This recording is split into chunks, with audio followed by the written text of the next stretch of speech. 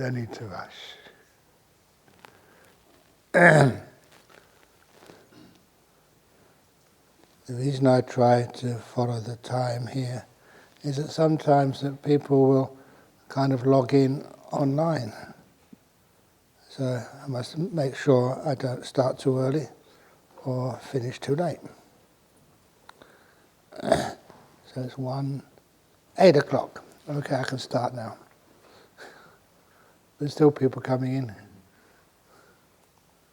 Have you ever noticed there's so many different time zones, even in one little meditation center? The clock in my room sometimes is not the same as the clock here, but the best clocks are in that meditation walking room over there. Have you seen those clocks? What time does it say in the clock in there? Prem, you can see it, can you?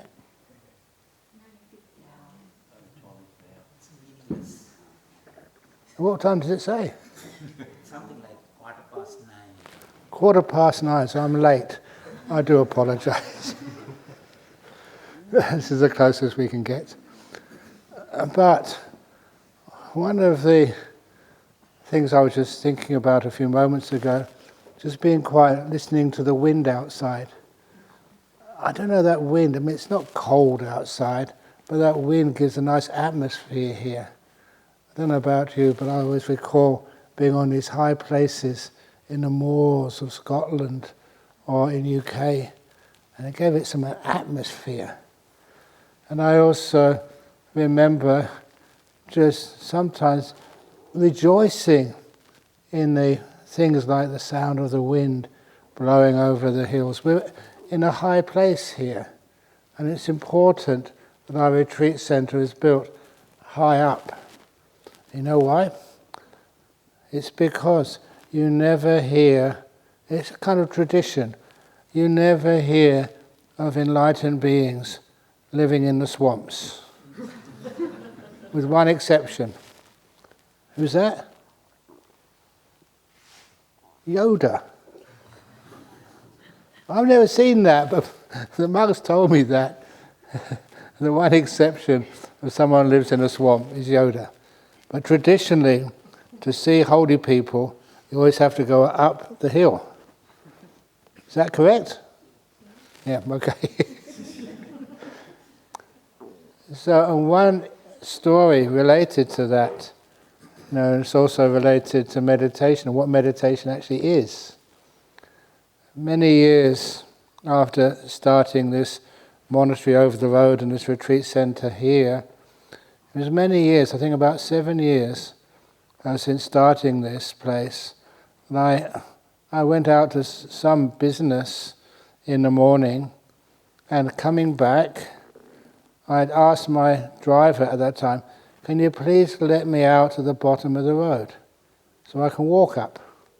It's only 2 kilometers, 2.19 kilometers or something, not that far. It was a beautiful morning. And I had the time, so I could have a nice quiet walk up the hill. And as I started walking up the hill, even though I'd been here, living here for 7 years, just about, it was like walking up a new location.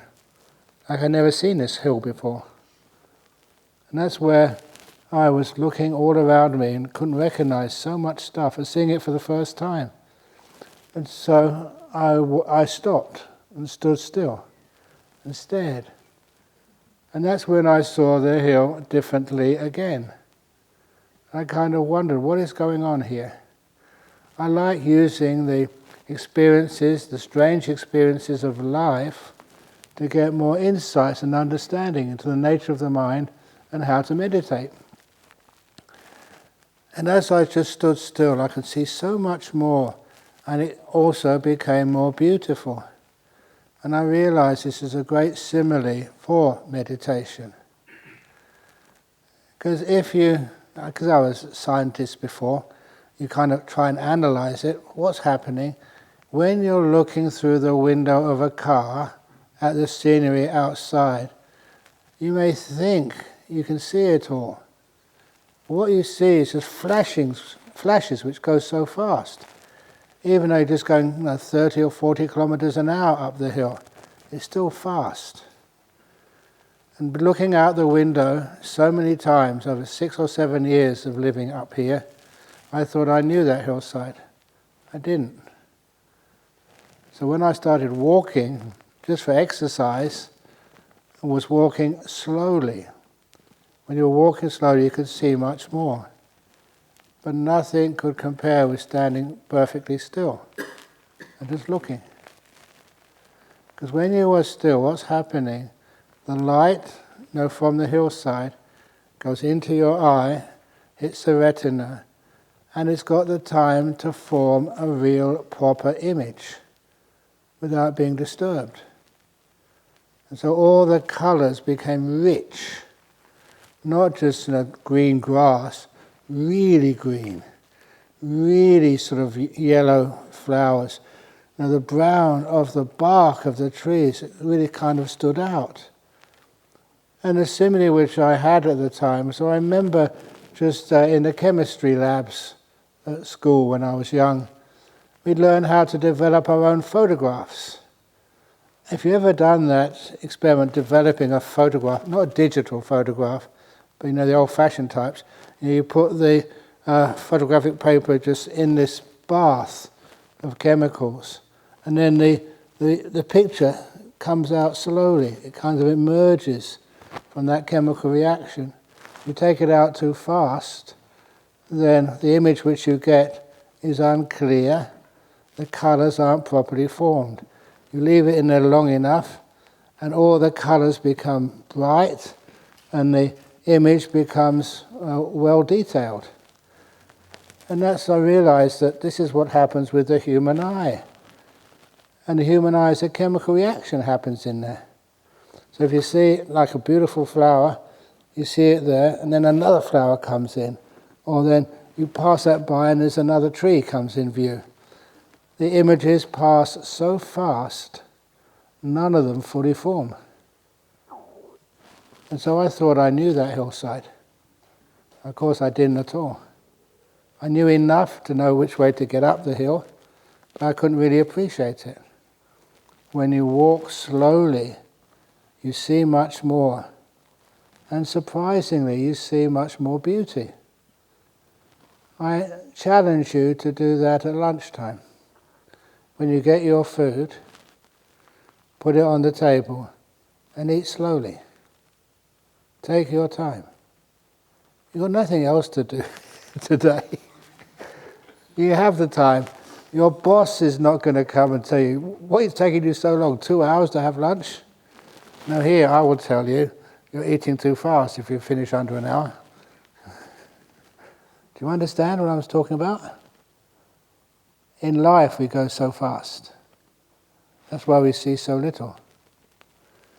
Even last night, just when I finished my little meditation after the talk, I went outside and saw there's a gap in the clouds, a beautiful moon, just a crescent of the moon. You're going to have a new moon, like a dark moon in a couple of days' time. It was gorgeous. Did anyone notice the moon last night? It's still there tonight. Maybe a little bit less. Hopefully it's not too dark. You really appreciate, you stand there and allow the whole image to sink in. Past your retina, down the visual cortex, whatever it's called, into the brain, into the mind. And you really appreciate it. What's always out there for everybody, you see much more deeply. And because it starts to get beautiful, you start to appreciate it, the mind doesn't want to go anywhere else. It just stays with it. And that is one of the great explanations of what insight is. Insight is being able to get something and be able to stay with it long enough to really appreciate it. To give you more information about insight. Some years ago, as many of the monks, many of the people who've heard me speak before know, I was invited to give a keynote address at a conference over in South Korea, in the town of Daejeon. And there the conference was the World Computer Conference. Did you remember seeing me when I went there? Okay. It was only just to go in and go out again afterwards. But, they gave me business class air tickets, put me up in a really good hotel, it's many years ago now, and sent a $2,000 donation over to Jhana Monastery. Well, I told my committee, a good little earner. It was only for about an hour or 2 hour talk, and less than that actually. And so when I first went there, checked in and went to the pre-conference. You know what they have in pre-conference? Drinks. Do you want a drink? A glass of water, that'll do. And they asked me, what are you doing here? I'm a monk, always dressed like a monk. Were you coming to give us a keynote address at a World Computer Conference? I said, well, wait and see. I also said, when you hear different things than you expect, that's where you can see more and learn more. And the simile which I gave, which many of you know, is the World's Fair in St. Louis in about 1910 or 8 or something. And at that World's Fair in St. Louis, USA, this wasn't just, exhibiting all this sorts of stuff. What was important there was the food stalls. At those food stalls, just by chance, the stall selling ice cream was right next to the stall which sold waffles. You know the waffles, the pancakes type stuff? And so these two men running these stalls started talking together, became friends. And when they start talking together, become friends, they can innovate. They decided to join a waffle with an ice cream. And that became the invention of the ice cream cone. Can you imagine just the success of that ice cream cone? You probably all eaten it, but do you know where it came from? Just good luck to friends talking, let's combine our foods together. And it's the same with any of the insights which you get. How do you get deeper understanding of the world in which you live in and the great wisdoms to solve problems? It's combine things which you think are just totally different, put them together, and you get these new innovations. When I said innovations, that's where all the people in the audience put their head up. Now they were listening. How can you get innovations when you always hear the same thing? Number one, it doesn't challenge you, and it doesn't make you see deeper. That's one of the problems with the retreat, because those people who think you know the Dhamma, you won't be able to see it. You've got a challenge to see deeper. And that's why one of the other things which I taught about how to have insight, and this is actually what I did. Oh, okay, and I'll use this one today. I held up a bottle of water which I had to drink when I was giving my 15 minutes keynote address. What is this? You're allowed to speak when I ask questions. Any suggestions? Gong dong, eh? Is that it? Is that the correct answer? Wood, yeah, keep on going. What else is it? Circle around, yeah, what else? Now this is like an exercise, because when people say, oh, it's a gong donger, they think when you ask a question, there's one correct answer, and you get extra credit if you get that right answer. Kind of you win the game. That's not what insight means. Insight means you look at something and keep on looking till you see things you've never seen before. It's not just a gong dong, it's not just a piece of wood. What's its use? Over here I tell people, I just picked it up, one of its uses is sometimes as a monk you have an itchy back. It's really good actually to get the places which really itch. That was much better. Do you want to try it?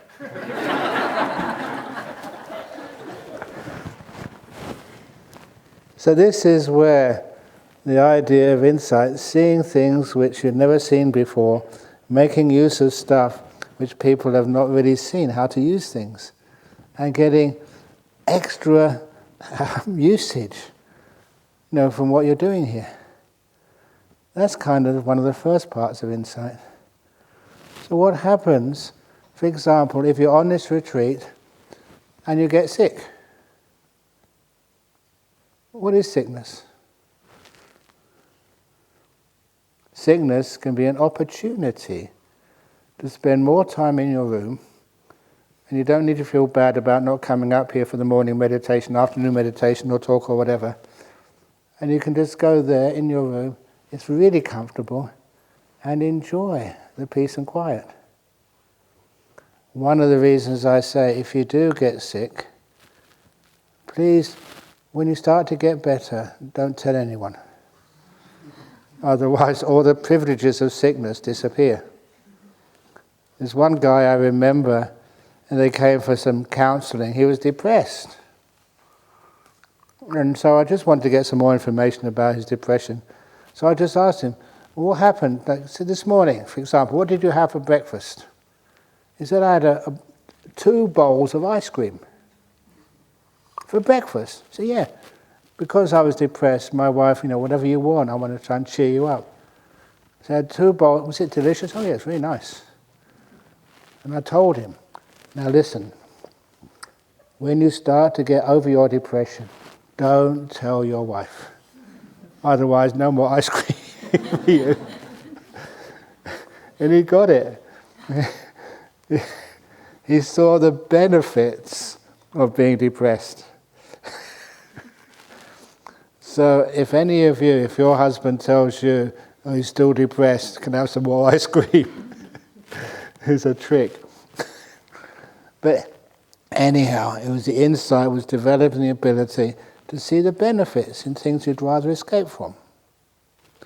Right now, I don't know, those of you who've come here by yourself, and people ask you, why do you come here?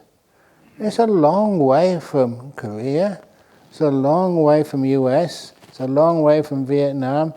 Many of you come such far distances to get here. And people will ask you, why? What did you do? Well, we didn't have any meal in the afternoon or evening. We had to be quiet. We had to sit still for hours on end. We had to listen to this monk tell all his bad jokes. Again.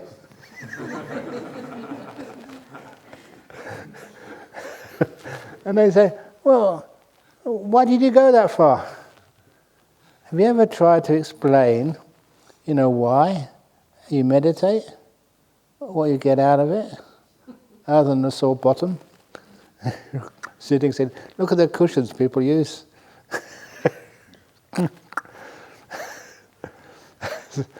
So that's not just you. Many of you got really big cushions. But I often thought about, those cushions. Can't we do better? Sometimes you feel that more and more people do meditation. Can't we get some more research into very high quality meditation seats? I must admit that one day, meditating again, being a bit restless, and so I started thinking, now this meditation cushion, this is so old, it's Zafu's. Can't we do better? And I started thinking, a perfect meditation cushion. So sometimes you want a low cushion, sometimes a high cushion. Same body, but in different periods of your life.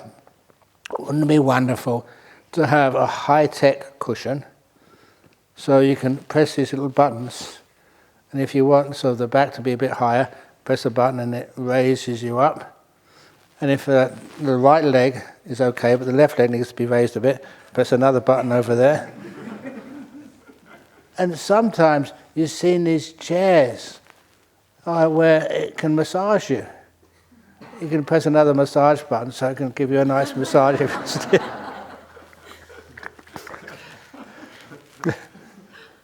And if some people are cold, some people are hot, so you can actually adjust the temperature, not of the aircon, because some people want it hot, some people want it cold, some people don't want it at all. But so just get the right temperature on your backside, and even actually a few air flows so it can actually blow hot air up here. And you can also have the anti-sloth and torpor button. You know what that is? You actually press a little button and you get a nice cup of latte. Coffee or tea or whatever you want. That's the anti-sloth and torpor button. Surely we could do much better than just these silly old cushions. Anyway, that's an opportunity for anyone who's having difficult time with your finances.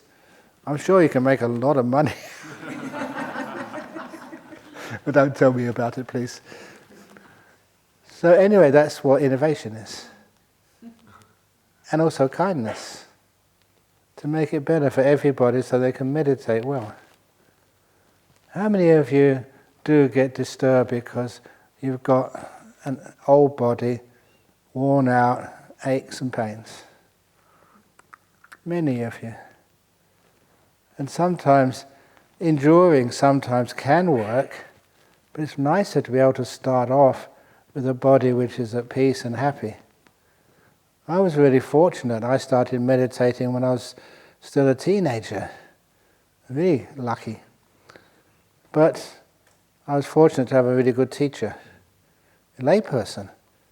But he said to me, all I want is to make sure that each one of you can even have some experience and taste of, the word he used was different, but what he said was like first jhana.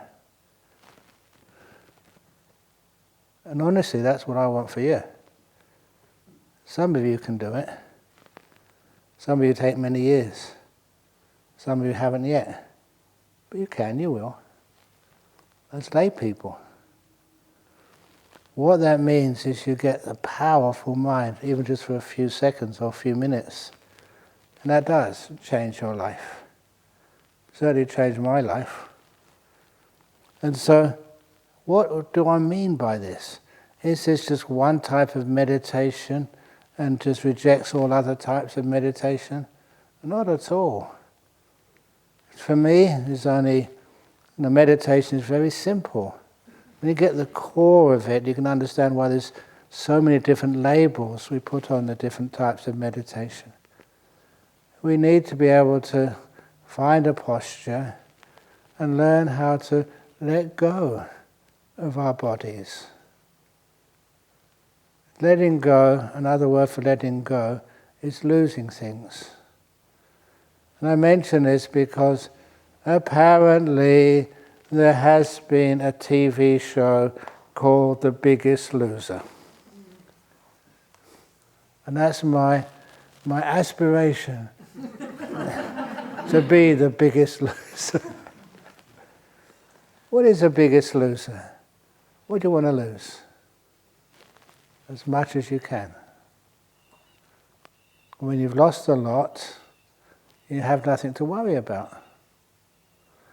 In Buddhism, as long as we have four things, the four requisites, basic needs of life: food, clothing, a place to rest, and medicine when you get sick. That's all you need. So, food is not that hard to get in a place like Australia. There's always food around. Clothing, you can always have some rags.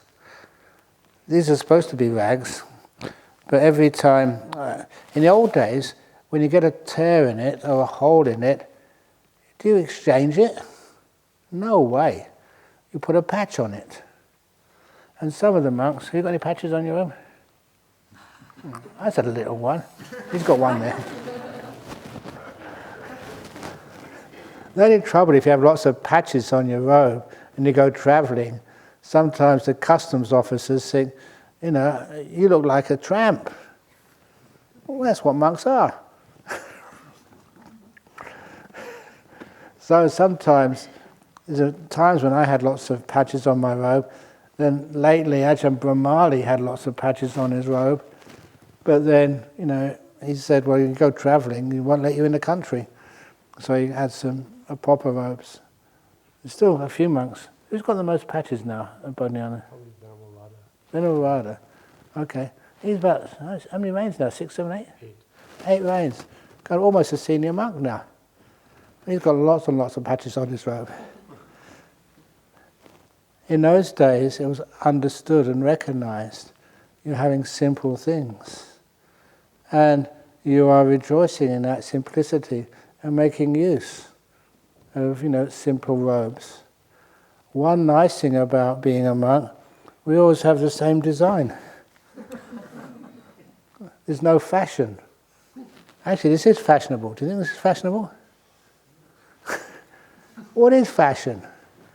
What is fashion is what's usable. And one of the great benefits of a robe like this is a couple. One of them, you can have a cup of tea and spill it. You don't have to wash it. It's brown, and most things which you spill on your robe are always brown. So, and the other thing, I'm getting a bit silly now. People used to ask me, said, it's very dangerous flying anywhere these days. So you get lots of invitations to teach overseas. Aren't you afraid? I said, no. These robes are very big. About, 3 meters, maybe about 2 meters, roughly.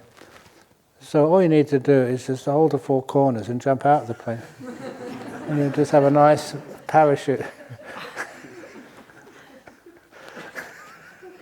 So I'll stop getting silly. But anyway, you always see the benefits in things. But anyway, for a layperson, you haven't got a robe. If you get into trouble in an aircraft at 30,000 feet, don't jump out. Allow the aircraft to explode. The 3 benefits of dying in an aircraft explosion at 30,000 feet. Number 1, instant cremation. Look, it's a great benefit for your family. Have you ever dealt with a close family relation who's died suddenly, and should it be cremation or a burial? Where can we cremate them?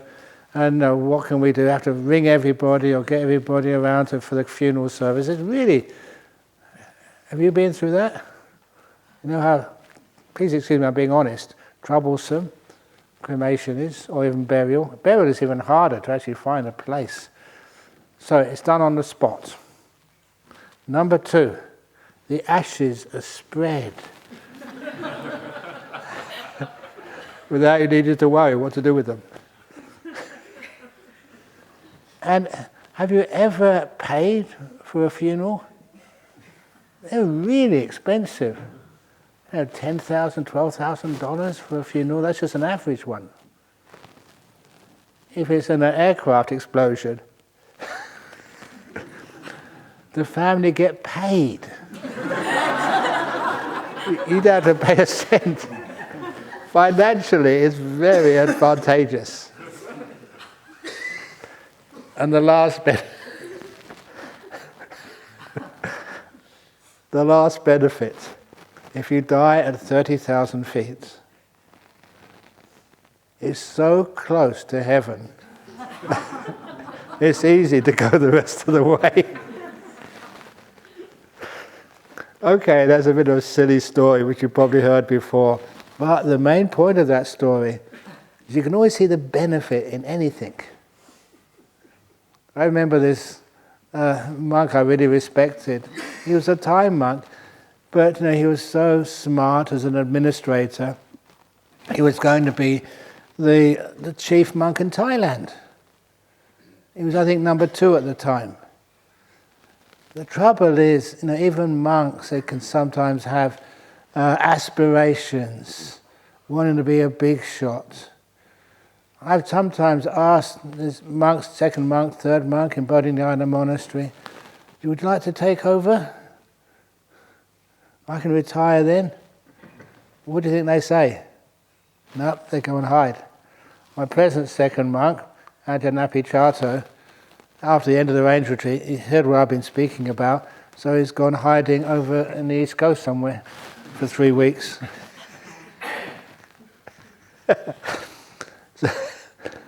And Ajahn Brahm has got his escape plan as well. He's building all these contacts over in Poland and in Europe. So if at any chance he can become the boss here, he'll be away quickly. But no, even if doing service, it's service for others, never for yourself. But anyway, the third monk in Thailand, at this time, he really, really, really wanted to be the head monk. Totally crazy. If you ever want to be the boss, get out of that company quickly, in case you are the boss. It's much more work. So anyway, this third monk, he set up the second monk, accused him of being a communist.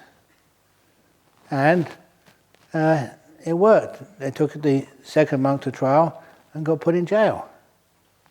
The monk got put in jail. And he was actually in that jail for over 2 years, between 2 and 3 years. He loved it. No responsibility, in a quiet place. No one could ask him any questions. You getting the message?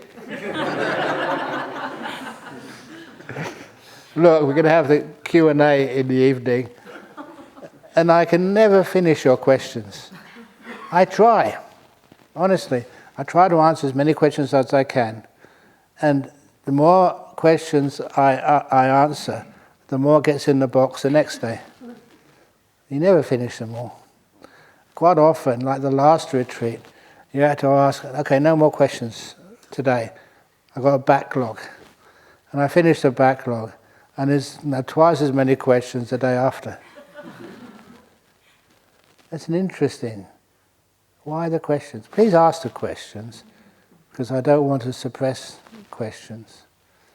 But one of my stories, personal stories, was even though I was a disciple of Ajahn Chah, you get one angle on the Dhamma, a very wonderful angle.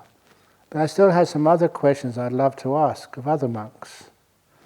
So one day I went to go and see this very wonderful monk in the north of Thailand, the northeast of Thailand, called Ajahn Tate.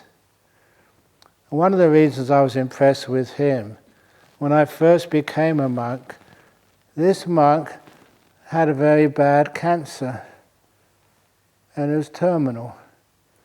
And his doctors said to him, nothing more we can do. And all his medical bills were being paid for by His Majesty the King of Thailand at the time. He was a very powerful, really good monk. And he just decided, well, if I'm going to die, I'd rather die in the monastery, where I usually live, up in the banks of the Mekong River. And I remember telling the story in the banks of the Mekong River, just after the Vietnam War. One day, one of the Western monks was with him and told me this story. They were doing their evening chanting, their evening service, and the communists on the other side of the river started machine gunning the monastery. All these bullets flying through the windows in the monastery. So Ajahn Tate got hold of the Western monk and just slammed him down onto the floor. It was kind of like an attack. Bang, bang, bang, bang, bang, all these bullets flying all over the place. You think, why? And then they hit the generator, so all the lights went out, and then the bullets stopped.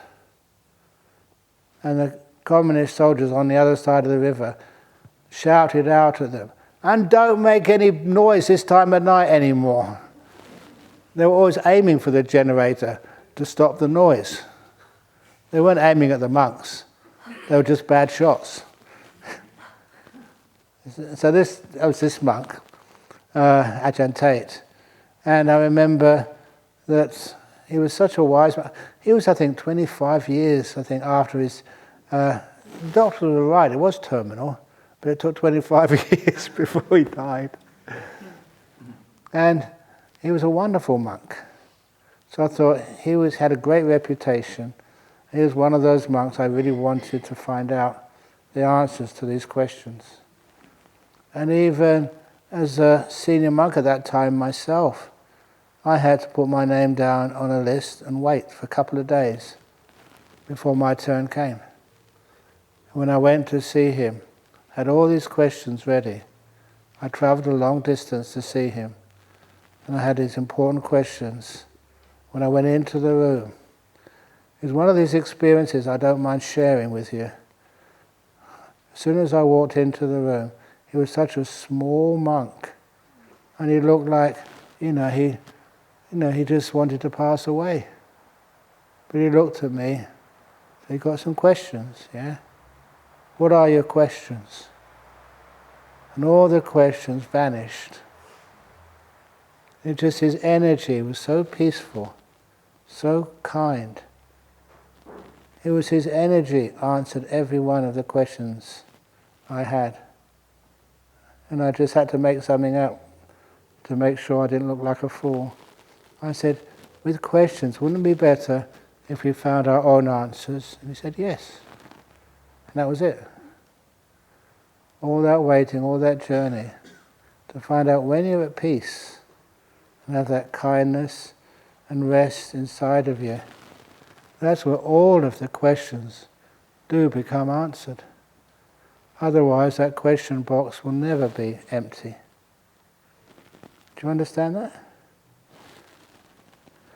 But anyhow, I still expect lots of questions this evening and the next day and the next day. So anyhow, this is where we can learn about the simplicity, the learning how to lose things rather than gain things. Because when you come on a retreat like this, sometimes there's a waiting list to come on these retreats. I remember once when I was giving some talks in Indonesia. These were just talks, not a retreat even. And because the year before when I went there, the police over in Sumatra in the town of Medan. Any Indonesians here? Oh, okay, surprise. From Indonesia? Okay. Okay.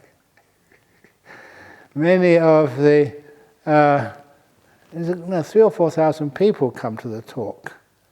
I'm quite popular over there. The police complained. I created traffic jams in the area. I was quite proud of that. I'll put that on my CV. Creator of traffic jams in Indonesia. So they asked, can you just charge like the equivalent of maybe 50 cents, just so we can get a list of people who are coming. It wasn't much for them, and they get it sponsored if they needed to, but at least they could find out roughly how many people to expect that night. And so they put that on their website. You have to register and 50 cents or something. And then my retreat filled up in about 20 minutes, all booked out. And at the same time, believe it or not, Lady Gaga was supposed to give a concert in Jakarta. It was later cancelled, but they had the bookings for her. That was booked out in 40 minutes. So the MC at my talk said, I hereby introduce Ajahn Brahm, who is much more famous than Lady Gaga. Her gig sold out in 40 minutes, but this monk sold out in 20 minutes. That's also in my CV. I thought it was kind of funny. But anyhow, that when you come on one of these retreats, see how much you can lose, how much you can empty, how much you can feel free. Free of all your worries. I mentioned yesterday about fear. Can you overcome your worries? What are you worried about? Death? Sickness? Losing things? Why? The one thing which is important to die is your worries. The one thing which is important to lose is worries. It's the one thing to be not afraid of. Don't be afraid of worries, because that's more worry. A lot of the time when you, especially people ask me, how can you abandon and lose all your worries in life? Easy. Just learn to live more in the present moment and realize your future is always going to be uncertain. No one can predict it. It's work in action. That's why I take those examples from Ajahn Chah. He taught me not to worry. The way he taught me not to worry was when his disciples would come up to him. And they were smart people. So sometimes they would ask him, Ajahn Chah, can you predict my future? Can you read the lines on the palm of my hand? He said, I can, but I don't. Good monks don't do that. And the disciple who asked this question knew what that answer would be. So he had it all prepared. He said, the last talk you gave, in the hall, was about gratitude. I've been putting food in your bowl for years. I've been driving you around when you need to get to the airport, you need to get to the train station. I've been looking after all of your monks. I've been giving donations regularly. I've helped you and your monastery so much. It's the first time I've asked for anything, and you say no?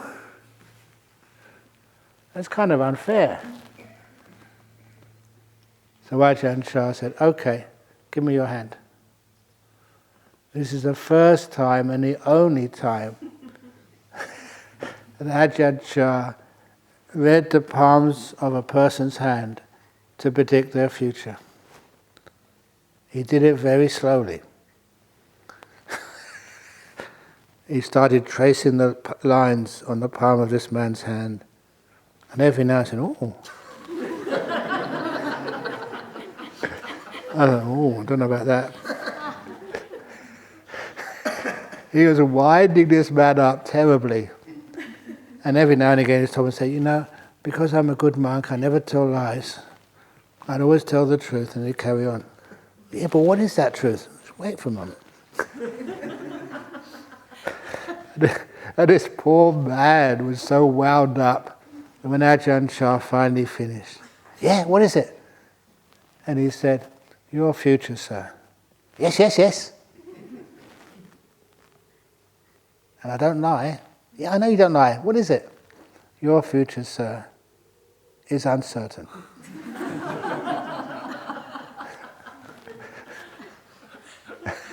And that was true. That's why if a couple of people have asked me, can I tell your future? I say, yeah, of course. It's uncertain. And you can't ever argue with that. You can't tell me off afterwards. That's how we let go of fear of the future. It's always uncertain. You can't predict it. It's always like work in action. You can always move it this way, move it that way. That's what I like. You can always make the best use of it, no matter what your future is. And when you know how to make the best use of it, it's wonderful just how that gives you that confidence to walk into life with no fear, with lots of confidence, without being stupid, just confidence. Whatever happens, you can deal with it. That's again one of the reasons why that I did hear Catherine talking about the bushfire. It's bushfire season now, so please be careful. We had a big bushfire here years ago. You know what the temperature was? I was here at the time. In the afternoon, 46.2 or 3 degrees centigrade. 46. At the time, it was the hottest day ever in Western Australia, actually in this area.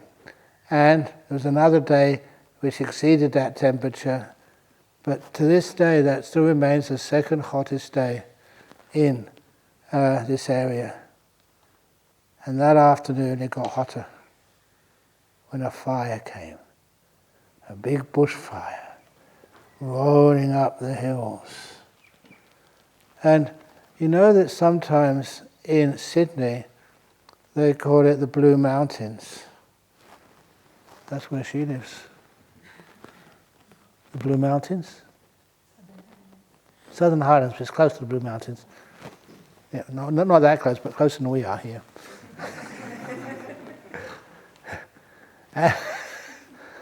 The reason, you know why they're called the Blue Mountains? Because in the hot weather, the eucalypt oil evaporates and forms this sheath of oil and air surrounding the trees. All it needs is one spark. Bang! And the trees actually explode. So many of those trees explode that afternoon. It's like a bomb going off. And anyway, when the fire came, we had to be evacuated. Was that a tragedy? Look at the forest now. Still here. We learnt a lot from that. One of the things I learnt from that experience, when you saw the intensity of that fire and the trees exploding, you think that nothing could survive that. And remember, at that time, the main builder of Bodhinyana Monastery, this place wasn't here yet, the main builder of Bodhinyana Monastery was me. I'd spent hours, a lot of pain, a lot of stress, a lot of sweat, building all those buildings. And it was a great test. Can you just evacuate and let all of that disappear? And honestly, you can ask anybody who was here at that time, and of course you could. Nevertheless, it was always worth doing. Whether you succeed or fail, it all disappears. Nevertheless, I was very happy that I put all that effort into building all those buildings. When I came back the next morning to have a look, all those buildings were still here. I couldn't believe it. And even walking with the chief fire officer in Perth, I was showing him around. He looked at one of those buildings. I remember him, I'll never forget him, turning to me and said, he didn't call me Ajahn Brahm, he called me Brahm. Brahm, this should not be here. Of course it was. Sometimes fires, they don't always follow science. Or our science is not good enough to know what burns and what doesn't burn. And the way the winds move. So you never think that that means we're always going to be protected. We always care for the forest. But the point is that you don't worry too much. You care. You make sure you have enough protection. You do things properly. But the last thing you ever need to do is to worry. That is the biggest danger. Take care, but don't worry. And that means that even with the meditation method, sometimes people ask me, what meditation method do you teach here? You ever found out yet? Do I teach samatha, calm, or vipassana, insight, or metta, loving kindness, or exactly what method? Anyone found out yet? Prem? You've been here a while. What meditation do I teach? Great. And?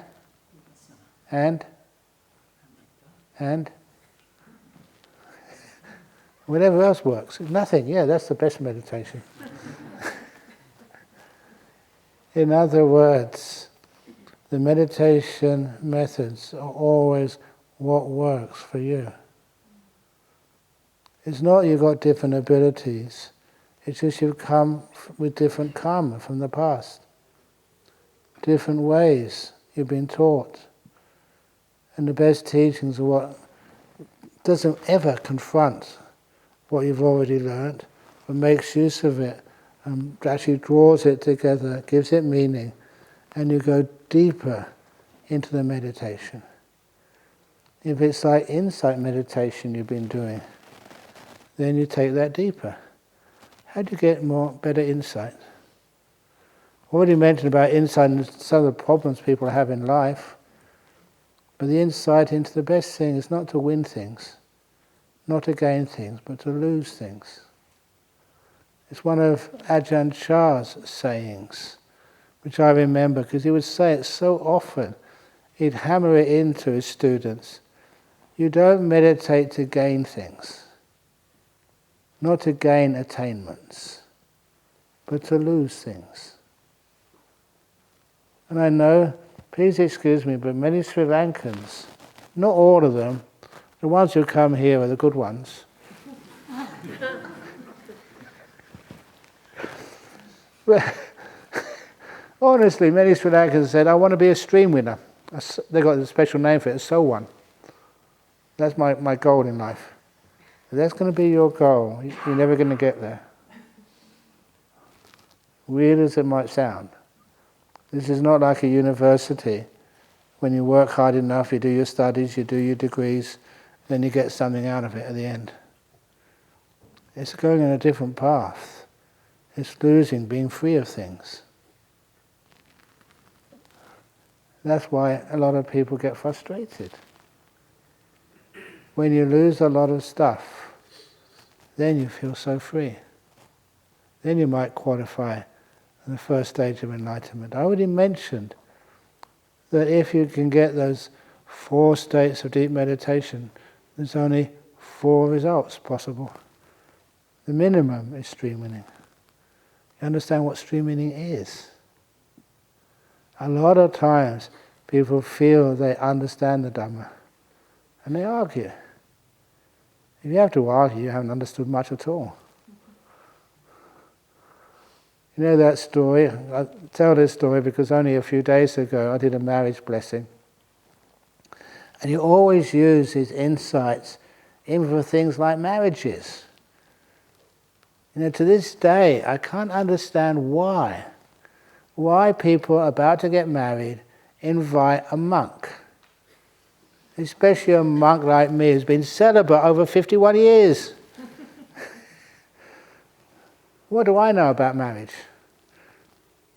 Actually, quite a lot. So they tell me, why? One of the things I tell them, here we go. Most of you have heard this story. It can't surprise me. How many people haven't heard the story about quack quack?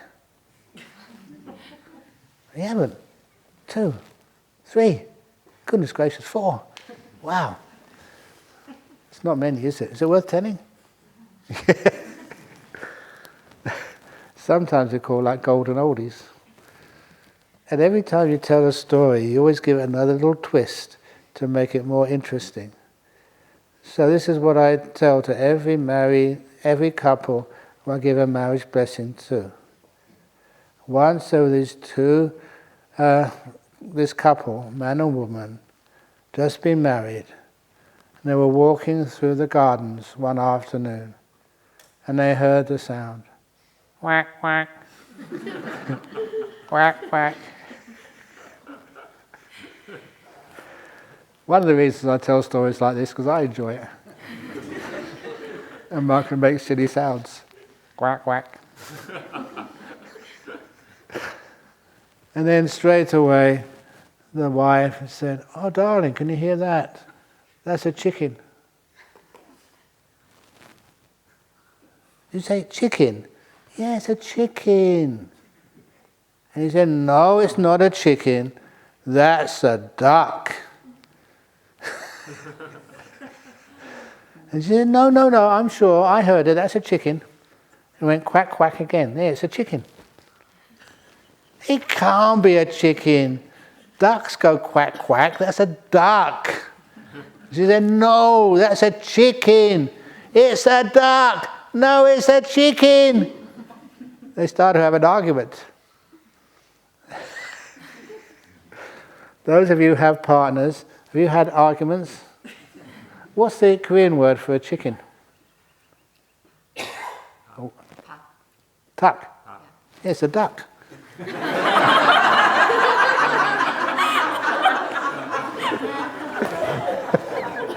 So I couldn't resist that.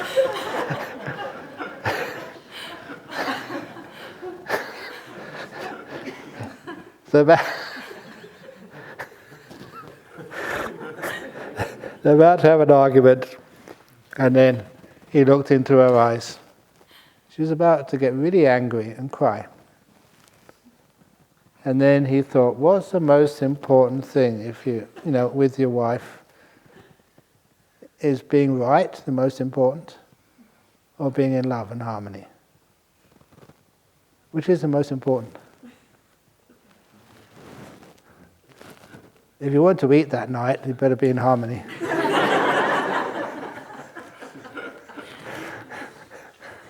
So in that example of the story, went up to the husband there. He was right by saying it was a chicken.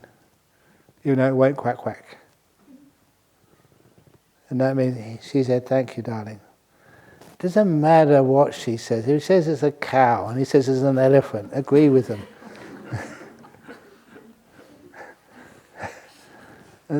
Sometimes I like telling these stories in weird contexts.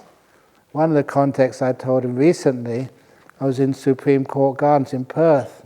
It was a Buddhist event, but it was attended by the new leader of the opposition. And people were doing all of these chanting, which he couldn't understand. So I changed my speech, in only 5 minutes, to tell the story of the chicken and the duck. He really liked that.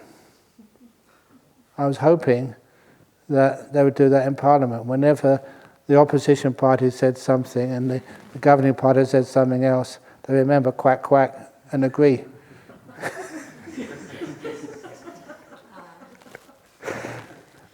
Why argue over silly things? And have wars and never get anything done? So anyway, that was the story of the chicken and the duck. And kind of that crosses the boundaries of religion and sects and people who believe in that they're always going to be right. Instead of believing you're going to be right, how about believing you're going to be wrong? It's much more freeing. If someone asks you a question, say, "Oh yeah, you're right." I still remember, it's a nice story to end on, a bit of insight wisdom. Once there were these two monks arguing about rebirth. One said to the other, "Do you believe in the teaching of rebirth?" And the other monk said, "No. I haven't died yet. How can you know that's for true rebirth? Don't you need to actually have personal experience before you can be confident that it's true?"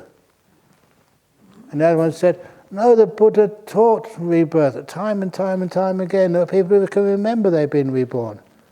So we've got to accept it." They had an argument. Do you have to believe in rebirth or not? So because they were arguing and they couldn't make any sort of decision, they went to see the Ajahn, the teacher. And one of them went to see the teacher first and said, "Do you have to believe in rebirth to be a Buddhist?" because you haven't experienced it yet. Isn't it true you can't believe anything unless you have personal experience? And the monk said, oh yeah, it's a good point. And so he went outside, told his friend, see, the teacher agrees with me. No, he can't. So the second monk went to see the teacher and said, but the Buddha taught that. It's in so many suttas and people can remember their past lives. And the senior monk said, oh, yeah, that's a good point. Sorry, I know the ending of these stories. That's why I can't tell them. It's just too funny. That's one of my weaknesses. I laugh at my own jokes.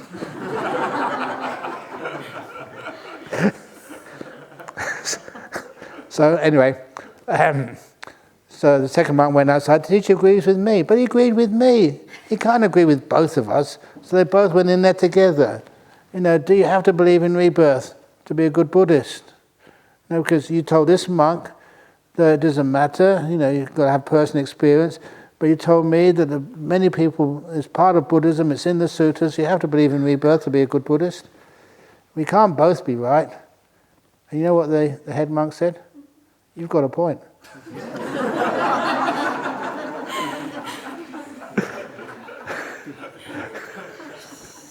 That was the end of the story. And that's the end of my talk this morning, because it's now 9 o'clock. Thank you for listening. Sadhu, sadhu, sadhu. Do you want to be told what to believe? What's right or what's wrong? Or do you want to be encouraged to find out? I think you understand the teachings I'm giving. Thank you. Okay, now we have meditation, or what else? Walking meditation. We've got these beautiful rooms in there for walking meditation. Maybe tomorrow I'll tell you how to do walking meditation. Do you know how to walk? If you do, just go in the room, start at one end, go to the other end, and go back again. And then turn around and go back again. Put your attention at body length in front of you. Don't look to the left, look to the right. Don't worry about the time. That's a great room there, because it's got the clocks in there. They're totally wrong. But just be in the present moment and enjoy. It's a nice way to exercise the body. Go slowly and see how much you can see. Thank you.